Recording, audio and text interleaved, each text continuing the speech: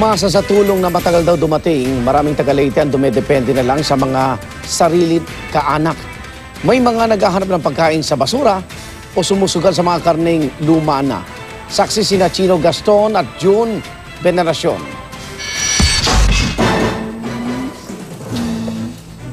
Isang araw matapos ang masakit na paglisa ng pamilya ng kanyang anak,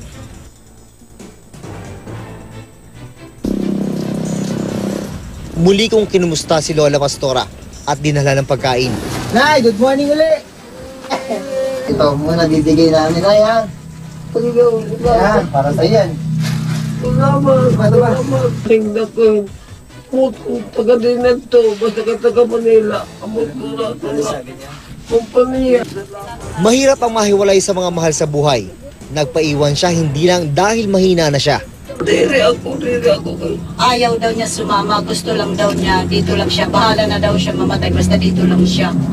Hindi naman daw kasi siya nag-iisa. Makuri ko bayaan. Wari ibang maninimang no.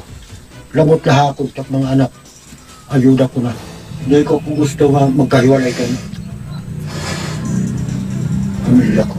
Bahala na lang kung manhamon. Basta tiro kami sa pamilya. Kapansin-pansin ang pagluto ng pagmamahalan ng magkakaanak matapos ang unos. Katunayan, una pa sa paghanap sa pangangailangan, ang paghanap ng marami sa paraan para maipaabot sa mga kaanak na maayos sila.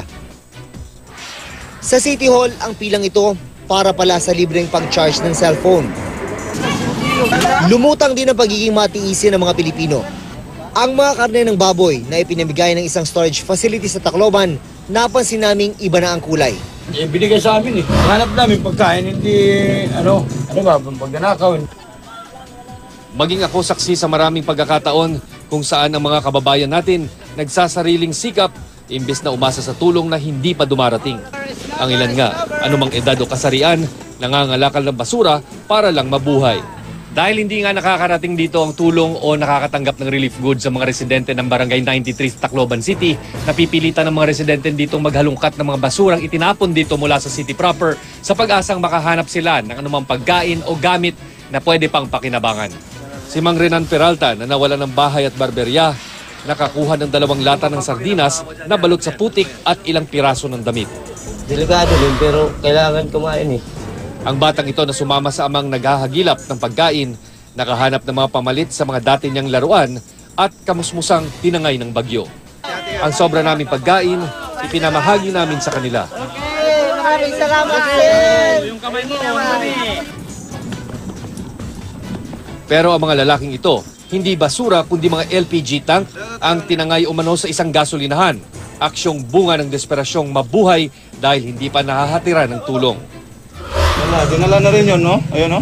Yung mga Yung mga dito sa loob? galing dito sa loob. Kaso dami na nagsusumbong. Mula rito sa Leyte, ako si Chino Gaston. At ako si June Veneracion, kami ang inyong Saksi. saksi.